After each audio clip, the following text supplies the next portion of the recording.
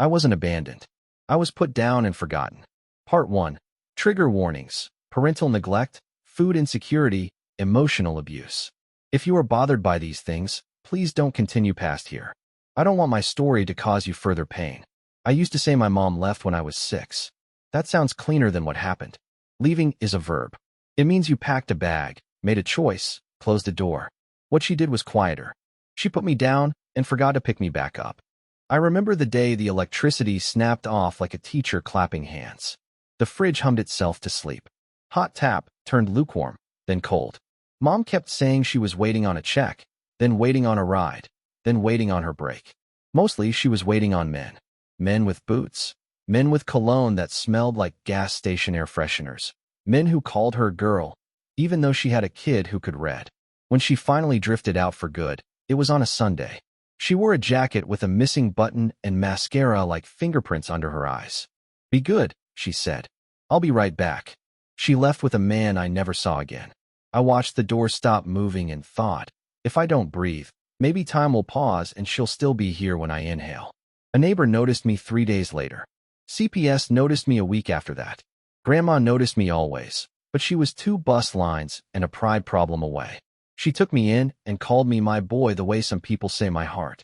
When she died, I was 16 and good at hiding hunger. I graduated. I worked. I learned how to use silence like duct tape.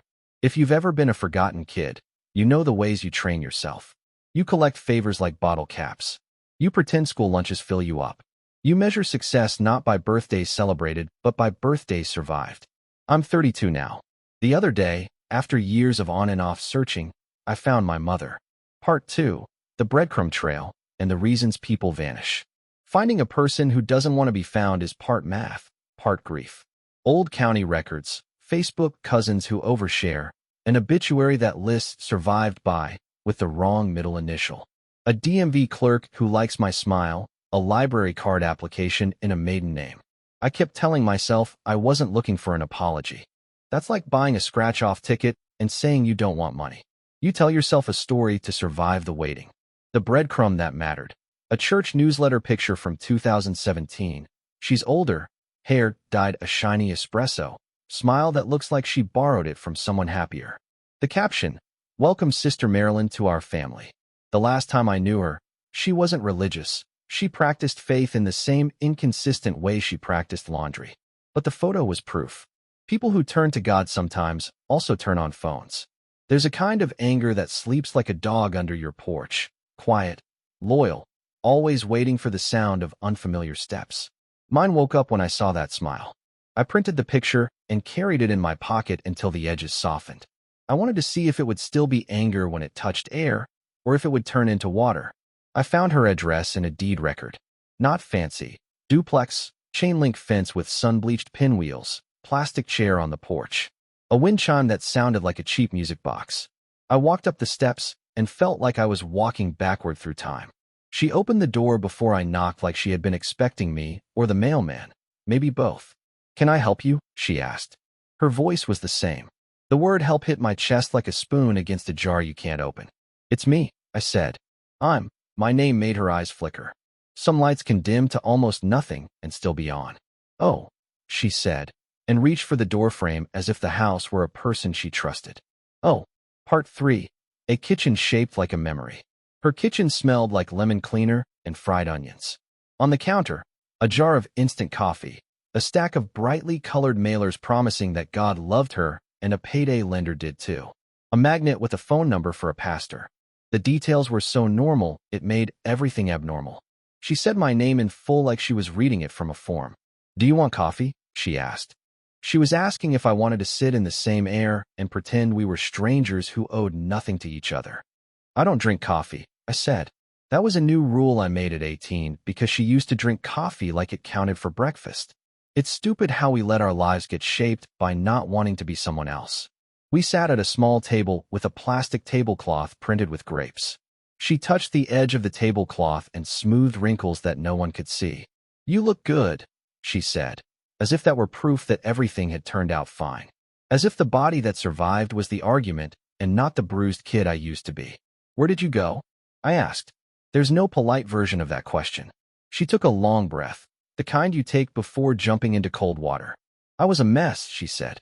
You know that. I know what I saw, I said. Your grandmother hated me, she said, like that could be the reason for gravity. She wanted you to think I was the devil. She wanted me to eat, I said. She wanted the lights to stay on. Oh, baby.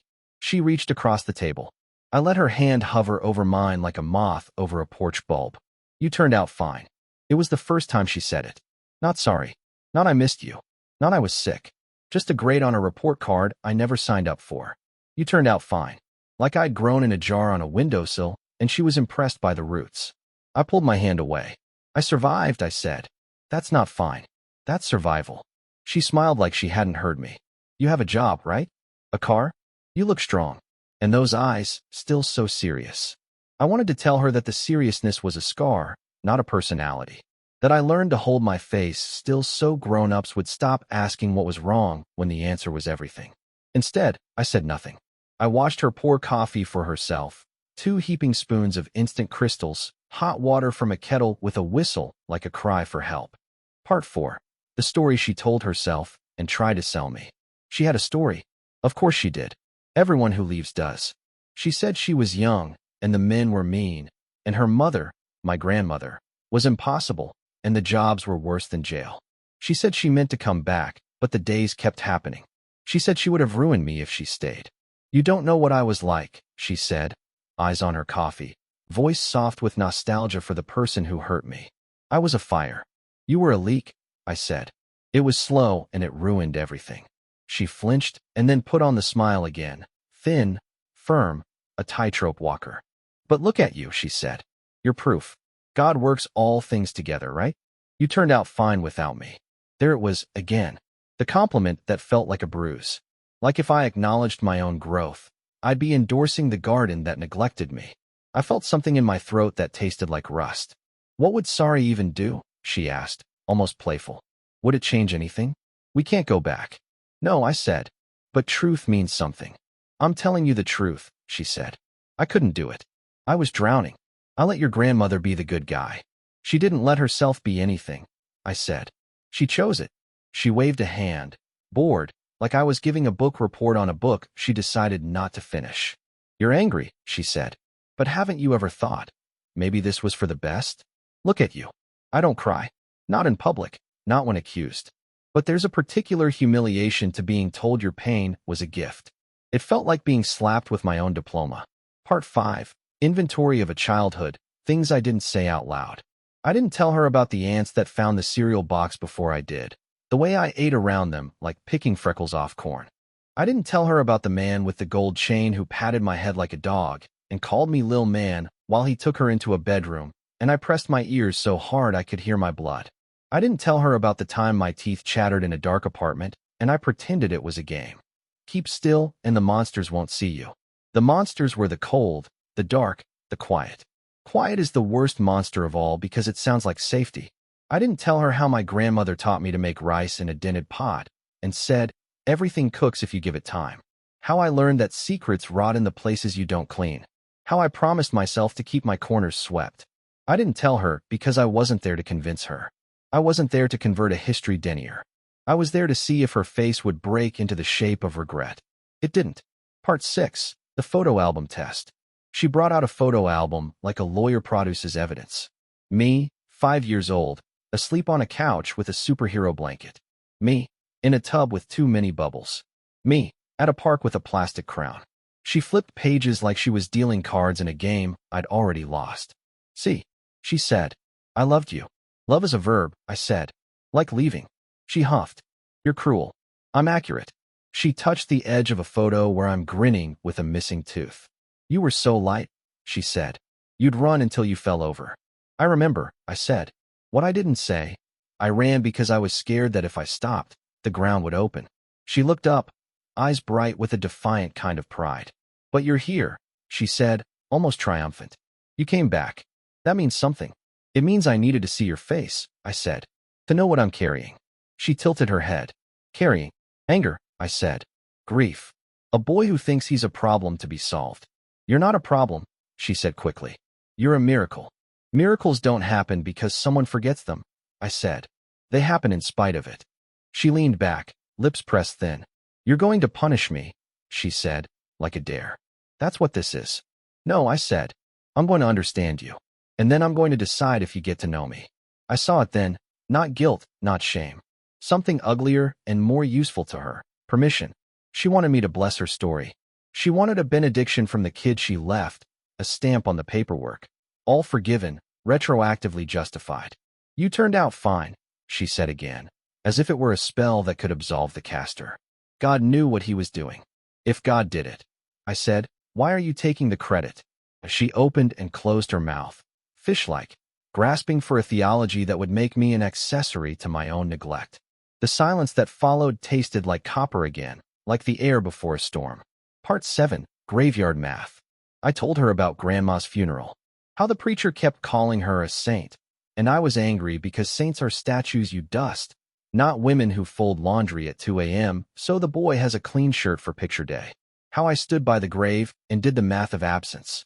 For every year you were gone, I listed a skill I built from scraps: cooking, budgeting, changing my own oil, pretending I wasn't hungry, pretending I wasn't lonely, pretending. She listened the way some people watch foreign films, aware something important is being said, annoyed by the subtitles. "Baby, I can't go back," she said again. "I can only start from now." "From now?" I asked. "What does now look like for you?" She brightened, glad to have a script. "We can talk. Holidays. Maybe you meet your little sister." I blinked. "My what?" "Half," she corrected, quick. "She's 14. Sweet girl. Smart. We're doing better." Something inside me tilted. We're doing better. The plural of what she couldn't be for me.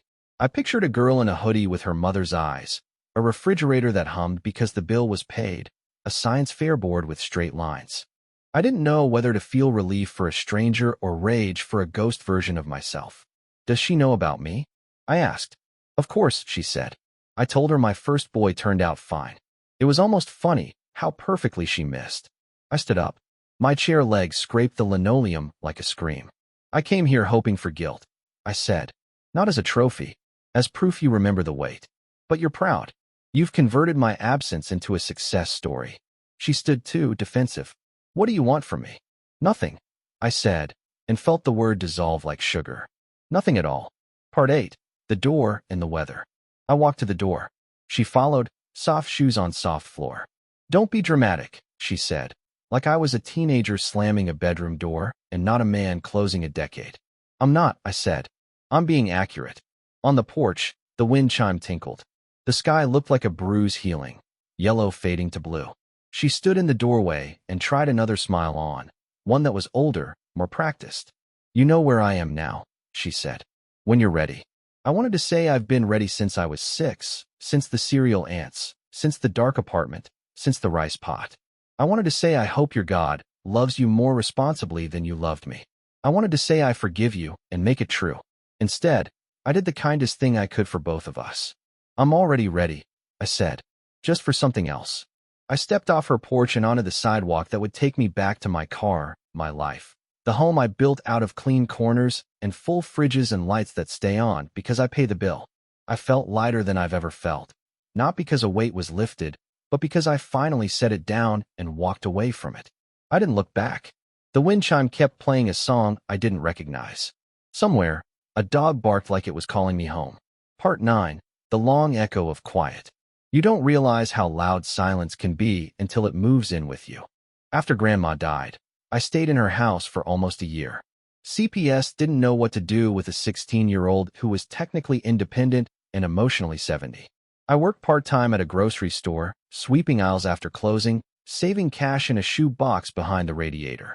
Every night, I'd cook rice and eggs and talk to no one. That was my religion.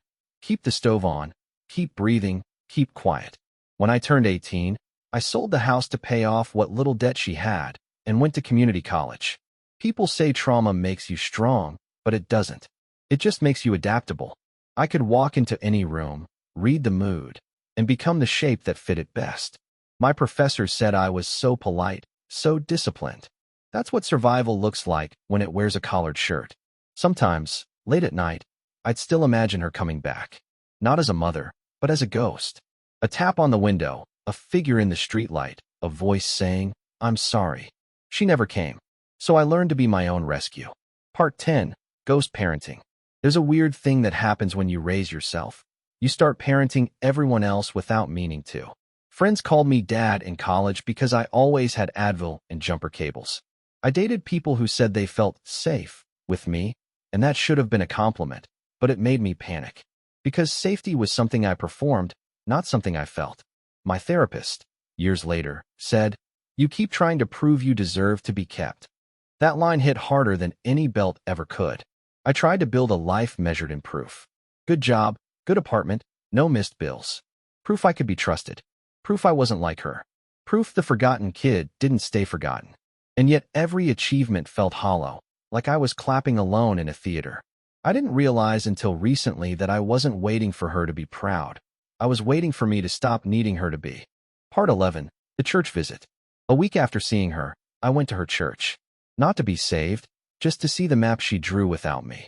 It was a brick shoebox with a cross that looked like it was stapled on. Inside, folding chairs, a drum kit with duct tape on the snare, a projector screen that flashed Bible verses and occasional error messages.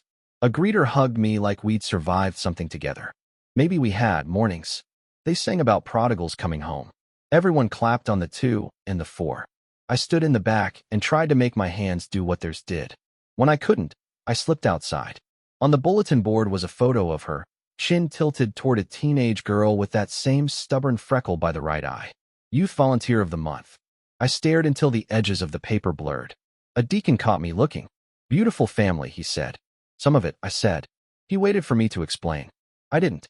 He patted my shoulder like we'd agreed on something. I left before the altar call. The parking lot shimmered in July heat. Somewhere inside the building, a tambourine rattled like bones in a jar. Part 12. The half-sister, again, on purpose this time. I met her outside the corner store near the church, same as before, this time on purpose. She was balancing a fountain drink and a bag of chips, backpack half-zipped. Teenagers carry their lives like they're allergic to both hands. "Hey," I said. She looked up, polite and wary, the way girls are taught to be. I held up a book. "You dropped this last week." I had found it near the bulletin board, The Outsiders, pages swollen with someone else's weather. Her face lit. "Oh my God, I thought I lost it." I handed it over.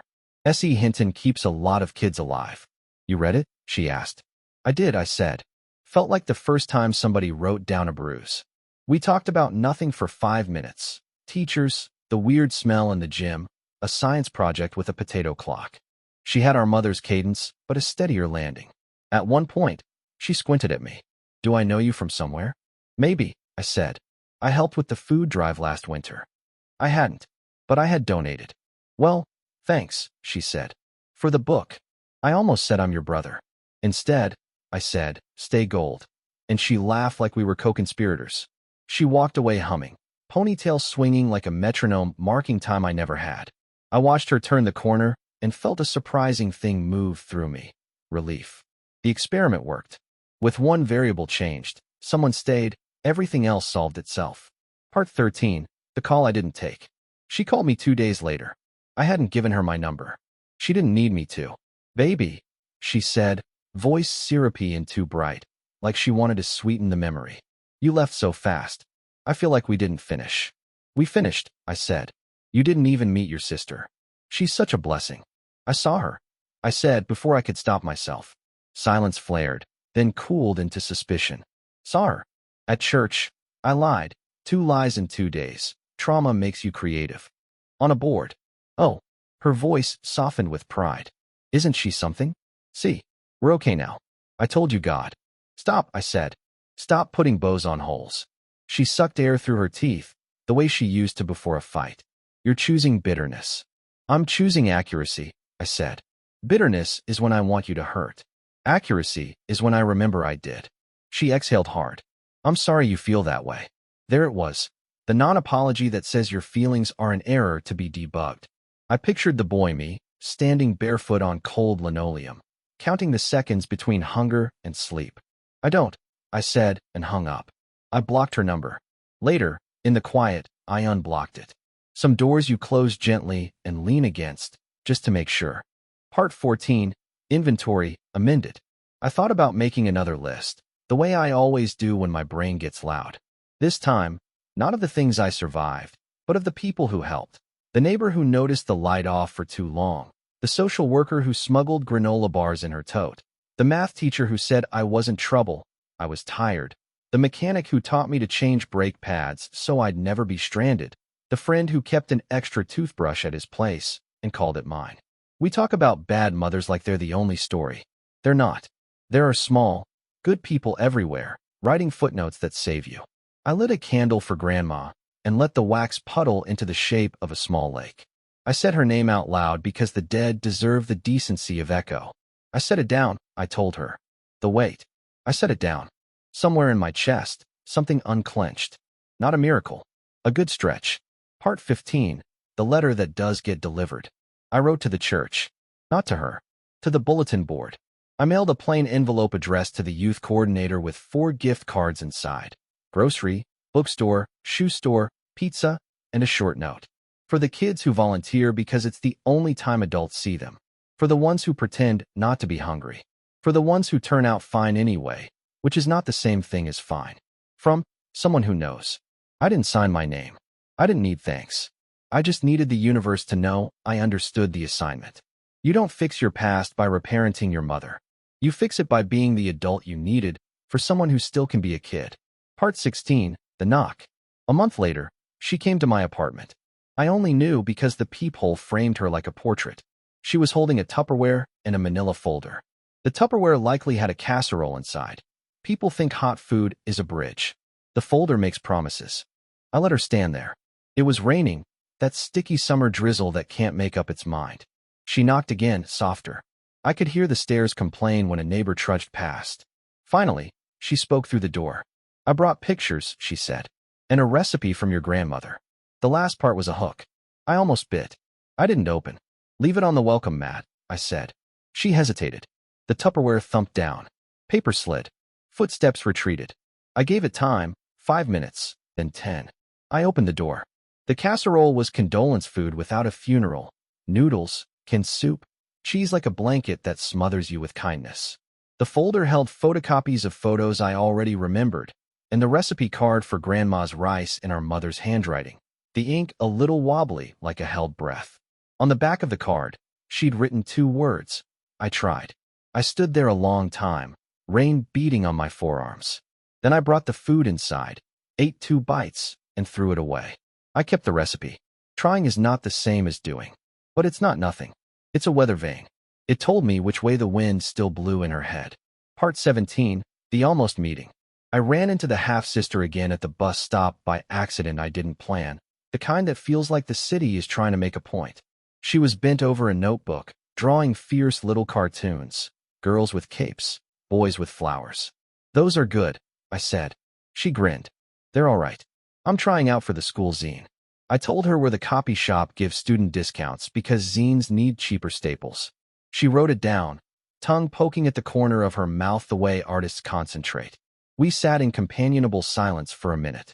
Finally, she said, my mom says I have a brother. Older. Yeah. I said, casual as a coin. The air between us went electric. She says he moved away, she went on. He turned out fine. She rolled her eyes on the last word in a way that told me she already knew that phrase was a trap. What do you think fine means? I asked. She considered. Not hungry, she said. Lights on. People who come back. Those are good definitions, I said, and felt an ache so tender it almost smiled. The bus arrived in a rumble and a sigh. She slung her backpack and waved once. Thanks, copy shop dude. Anytime, I said. I watched the bus pull away, windows flicking past like frames of a movie I used to want to star in, but now was content to watch. Part 18. The apology I gave myself. I took a day off work and did nothing ceremonial. I changed my sheets in the morning, the fancy ones I'd been saving because poor kids save nice things like they're going to be graded on restraint. I bought fruit that goes bad fast and ate it at the sink, juice running down my wrist.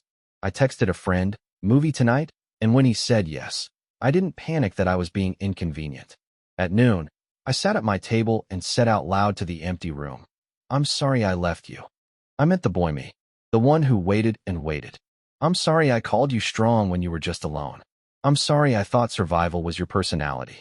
I said, "You can rest now," and felt silly and holy at the same time. That night, we watched a dumb comedy and laughed like kids in church. I went to bed with the window cracked and the fan on. The air moved.